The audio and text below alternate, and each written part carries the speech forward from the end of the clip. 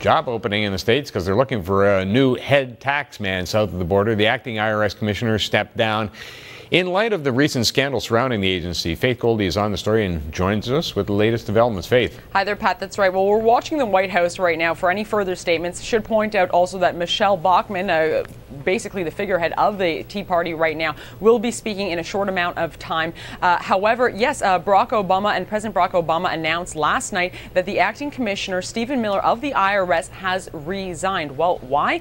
Because everything has come to light insofar as special scrutiny that the IRS was giving to specifically to conservative groups. Now, this came out of the Inspector General's report, and that report said that due to poor management, the agency was allowed to target specific groups, including the Tea Party, for over 18 months, dating all the way back to 2010. Now, President Barack Obama, he says that this resignation, well, it's just holding people to account for what they're responsible for. Take a listen.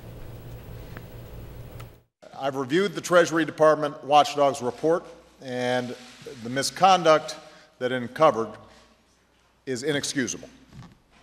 It's inexcusable, and Americans are right to be angry about it, and I am angry about it. I will not tolerate this kind of behavior in any agency, but especially in the IRS, given the power that it has and the reach that it has in all of our lives. Now, Mr. Miller said that he was aware of this scrutiny problem dating all the way back to March of last year. So his resignation date is set for early June, but this is really not the last that we're going to see of him. He's scheduled for a House hearing on Friday, and that's going to be the beginning in a long string of hearings to investigate this IRS, what many folks are calling a scandal. Back over to you. Okay, Faith, thanks very much. Very welcome.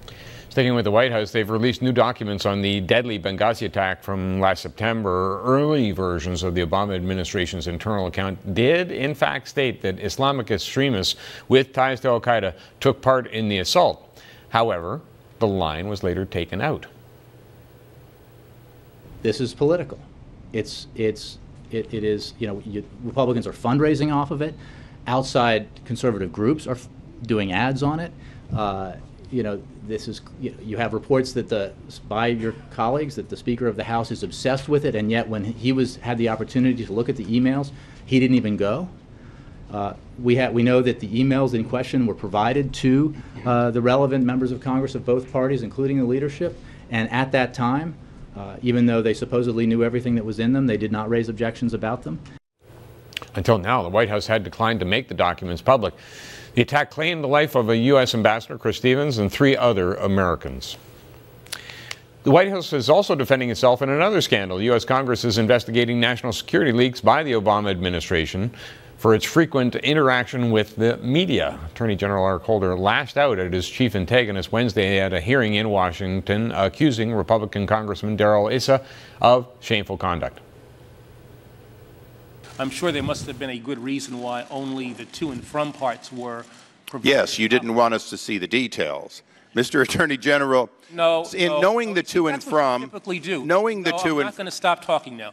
Characterize something as something... Mr. Chairman, would you inform the witness as to the rules of this committee? That is inappropriate and is too consistent with the way in which you conduct yourself as a member of Congress. It's unacceptable and it's shameful.